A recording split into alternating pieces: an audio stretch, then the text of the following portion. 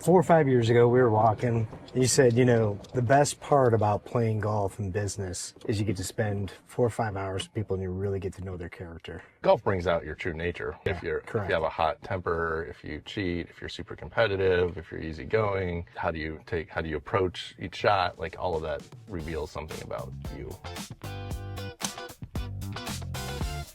He's just relaxed. I'm so excited to see you that I don't have to think about all the bad swing thoughts and all the other things going on in my head. We always have a good time. We do. We do.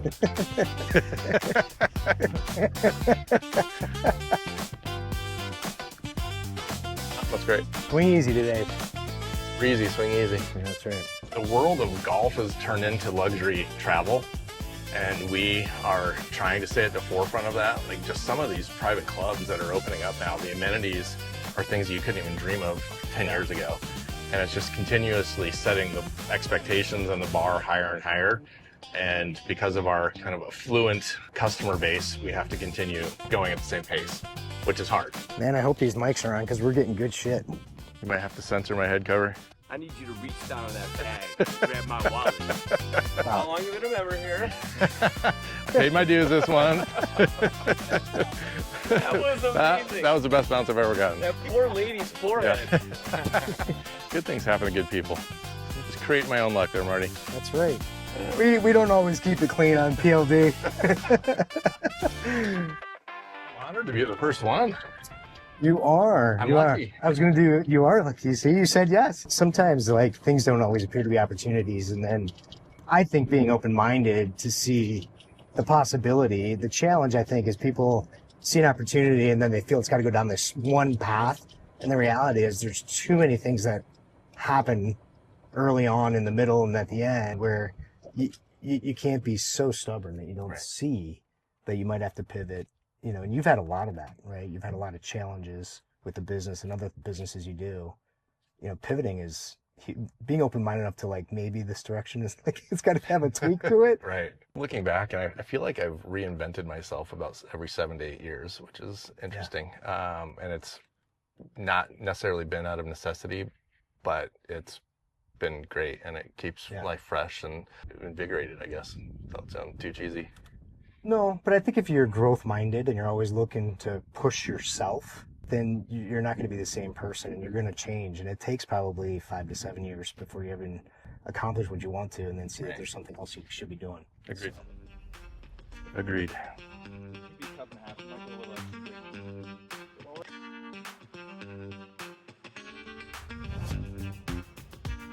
Pretty good weight. Good line. Just.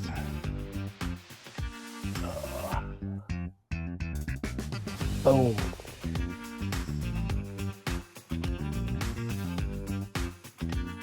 God, they just broke a little. Weak. When did you first have the idea for Epic? So the idea as a company, or the idea for the thing, which is, I guess, two totally different answers. Okay. So I came up with the idea to network people to play world-class golf courses in 2017. Okay. And I started kind of putzing around with it as a hobby. And then in 2018, I saw that there was an opportunity to monetize it and turn it into a business. And so we formed the LLC in 18 and then went live in 19. Okay.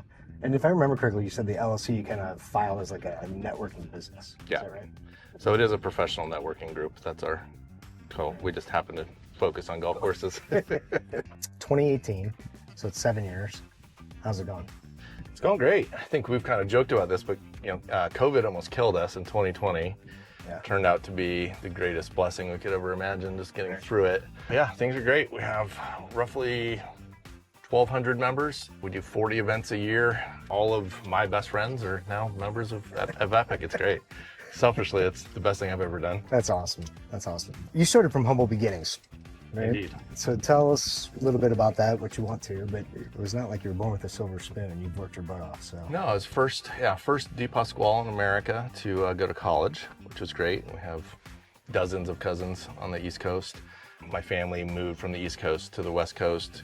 I grew up They tried their best, we'll put it that way. Okay. We're on the lower end of the income spectrum, but they really busted their butts. My parents did. I grew up just outside of Wickenburg, and my parents, like, to go to high school, drove me 40 minutes each way every day so I could get a better education and have a better chance at an athletic scholarship, which ultimately did not work out. I had a few opportunities, but broke my ankle and lost them, and just decided to go to school. So it was the right thing for me. Yeah. Looking back, at the time I was super disappointed, but looking back, it was definitely the best thing that could have ever happened to me.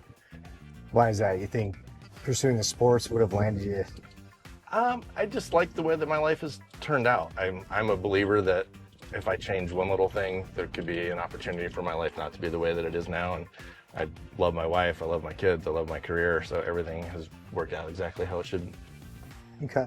You know, that's an interesting perspective. I talk a lot about that, play life differently, is being able to see opportunities versus things don't go your way, looking at something with a little bit of a silver lining, or at least open-minded enough that it's an opportunity. And you meet one opportunity, you have a little bit of success, and another opportunity, but it's really hard for people to see the smallest thing being an opportunity. Yeah, I agree. And you don't know what's going to impact you. Like, you don't know what's right for you at the time, and not everyone is meant to win every single opportunity. You need some adversity for things to work out. I think obviously there's some people that are just blessed, but yeah, take everything in stride, and yeah, good things will happen. For sure. You got this, bruh. 160.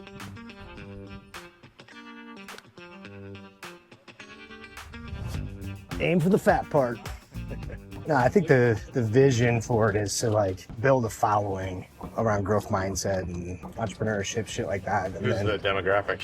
You know, I think it's probably like the 30 to 50-year-olds, mostly men. That's what we're finding already. We have about 80,000 views. People that are on the verge of success, or people that are already successful? On the verge, or want to take it to the next level. Do you believe people are lucky? Or do you believe, like, hard work, different kinds? People say they make their own luck, some don't. Yeah, I mean, I think that's a great question. Certainly it appears that some people are lucky, but I think putting yourself in a good opportunity as frequently as possible is the best way to create luck. Yeah, right? Like, certainly things happen. I was just thinking about this the other day, and it was around the athletic piece. Like, what if I would have went and I played basketball somewhere, and then I ended up meeting a cheerleader and fall in love with her? Like, everything in your life changes, so it's a ripple effect all the way down. But I think you create your own luck with hard work, put yourself in the best possible spots to be successful. Yeah, I agree, 100%. There's a little bit of luck, but... Like, Trevor's lucky, so it's real. All right, good shot. Playing some G. Noah came to play today. He's just relaxed. I'm so excited to see you that I don't have to think about all the bad swing thoughts and all the other things going on in my head. We always have a good time. We do. We do. So when you think about all the things you're doing, what are some of the biggest, or what is the biggest challenge? In the golf community, and I guess there's multiple answers to this, but it's just that the world of golf has turned into luxury travel. And we are trying to stay at the forefront of that. Like, just some of these private clubs that are opening up now, the amenities are things you couldn't even dream of 10 years ago. And it's just continuously setting the expectations and the bar higher and higher.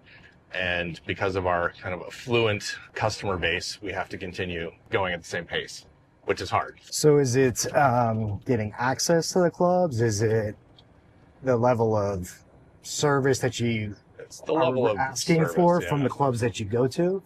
It's replicating the level of service everywhere we go. Not every club is created equally, but everyone in Epic is expecting the same experience. And then just adding other nuances to it, like private aviation has been something that's really top of mind. People want that experience. Now everyone knows how to do it. Having the luxury accommodations, things like dining experiences, like just continuously up-leveling the overall experience. Yeah. And for us, it's tough because we do it at, dozens of locations. It's not like if we're just setting up shop in our office, it would be pretty easy. But right. It's a traveling roadshow all the time. Right. So the management, like the people you're working with, they're not your employees. That's right. Yeah. So we're managing not only our team, but the relationship, their team, their expectations, and then the expectations of our membership. Yeah, it's a lot of pressure. You can handle it though. You're used to pressure. Pressure makes diamonds. I gotta say, this beats the frost delay last time we did this. In the snow.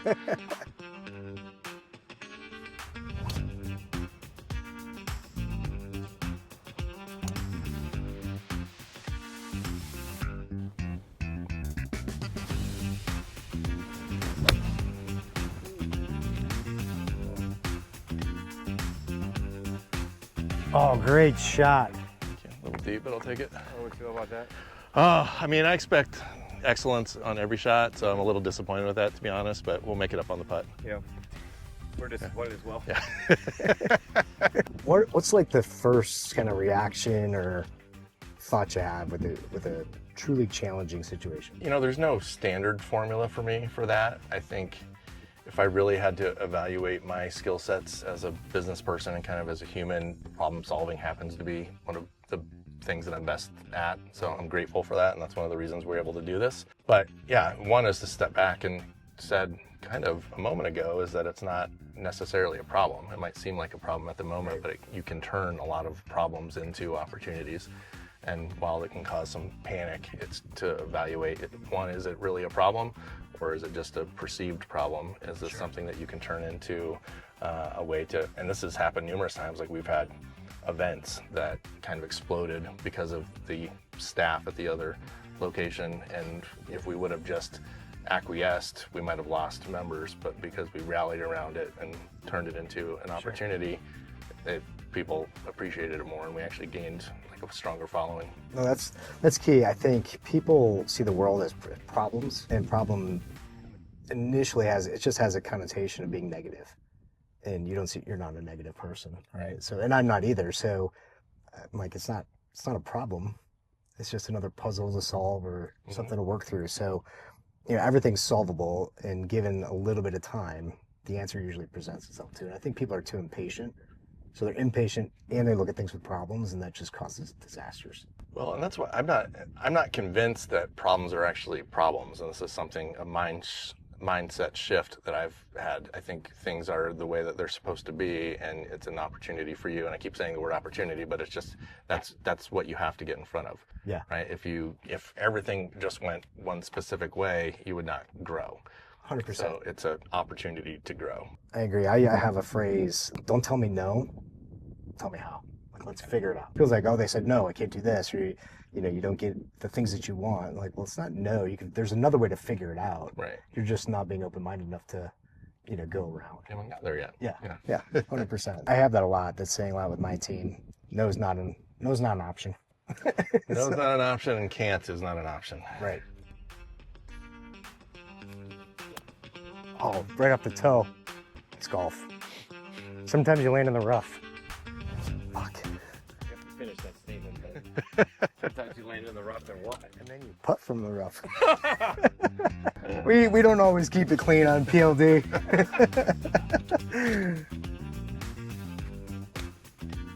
Oh, get left a little. You bonehead. Ugh, that's frustrating. Nothing like get a little lucky back in the short grass.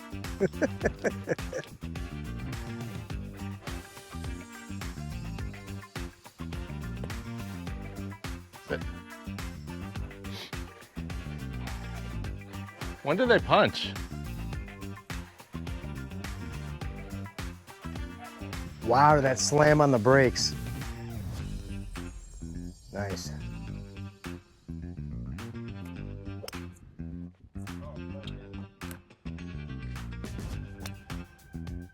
It's high. Wind is picking up, yeah.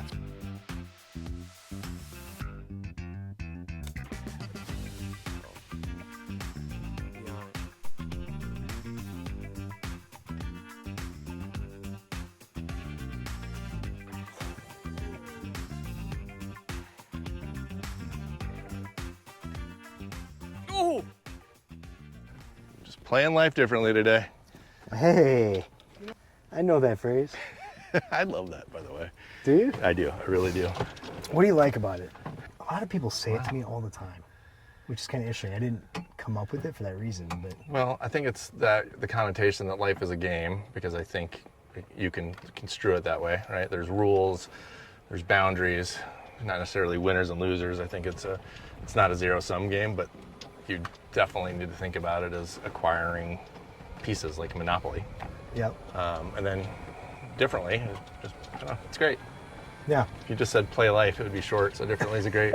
Yeah, the differently came up just because I got tired of trying to live up to everybody else's expectations. Like, I want to do it my way, Your which way, is different than when everybody else does it. Yep. And I've had successes doing it my way. even though people didn't see it. They're like, "Oh, this is what you got to do to be successful." And I'm like, "Well, I don't really want to do it that way. Like, it's uncomfortable. It's not me. It's not authentic to me." So differently just kind of stuck. Play life differently is like my tagline. Like, do you have one? I've played around with it a lot. Honestly, no, and I changed my mind a lot. I think the closest thing would be the journey is the destination.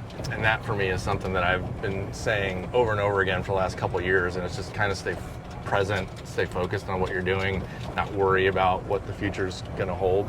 And that's something that's really served me well. So I don't know that I'll turn it into a tagline, but it's on my LinkedIn. I got it tatted on my hand, actually. So, I saw that. This is the Italian version of that. Il viaggio è la meta, which translates roughly to the journey is the destination. I like that.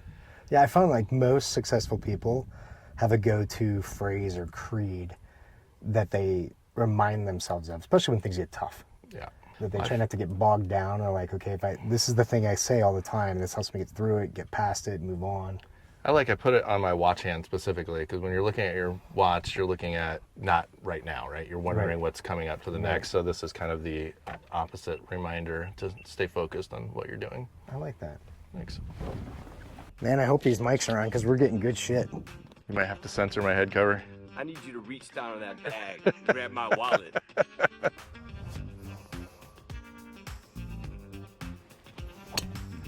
Oh, good ball.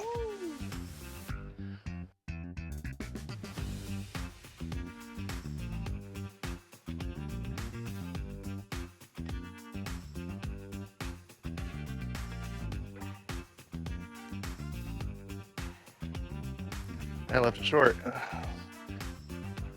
I was blaming my caddy for Marty blowing past the hole because it was uphill, and then I talked myself into hitting it way too soft because I'm a mental midget. That's why I only play 9 holes. I run out of excuses every time. You spoke about being present and intentional. It feels like, I've known you for 5 or 6 years, it feels like everything you do is intentional. Would you say that's true? I try to be. It doesn't always work out that way. I'm pretty impetuous. I make decisions super fast. So yes, I'm intentional about life and the big picture, but I make a lot of quick decisions, and hopefully they're the right ones. And you don't worry about quick decisions being wrong? No, I think your first instinct is generally the right one. And I mean, obviously, if it's something that you have to truly think about, then yes. But if an answer comes immediately, then I go with that answer. Yeah, that's true. I think a lot of people wish to be successful, see opportunities, but they don't make smart, fast decisions. Like, I think most entrepreneurs are really good at making smart, fast decisions, and if they're the wrong ones, they just pivot. Right. Would you say that's...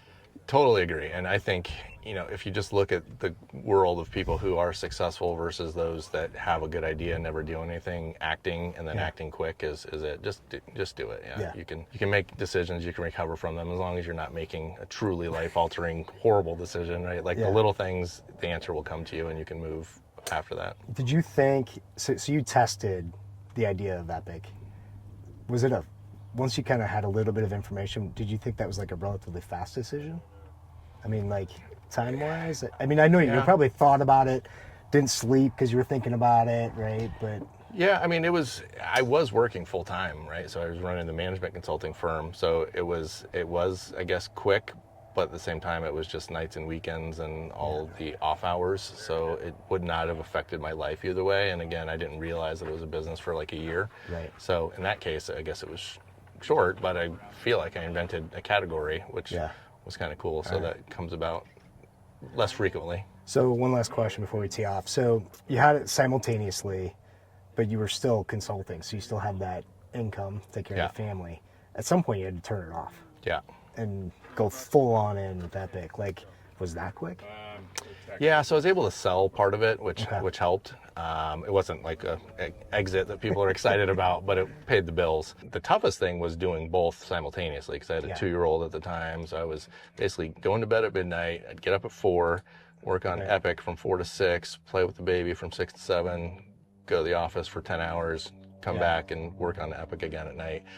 So that was a grind. I don't know where the decision was easy or not easy, but I think most people, they hear that starting a business is hard, but they don't really understand that you're literally running on empty, on fumes, right? You're going to bed at midnight, you're up at 4, just so you can get 2 hours of work in that you're not getting paid for, right? On the hope that something works, right? I think people don't understand that, and they're not willing to sacrifice the sleepless nights, or the headaches or the challenges that come with it, right? One of the funniest things that I've heard to this, and I believe it was Elon Musk, but somebody asked him, do you have any words of encouragement for starting a business? And the response was, if you need words of encouragement, you should not start a business, right? I agree.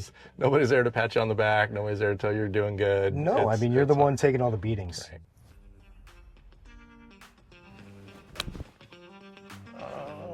Get right a little.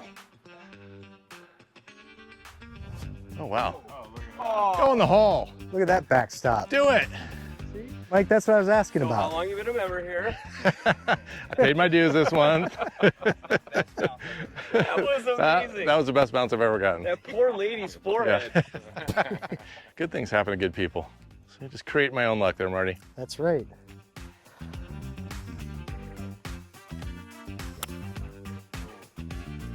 That was good.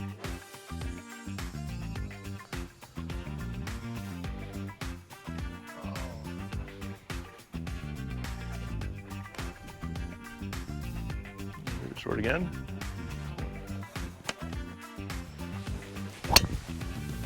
There's a good one.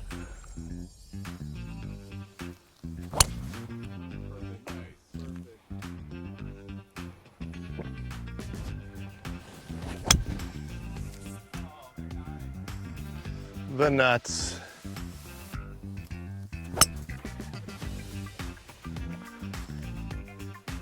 It's been close. Go! Go!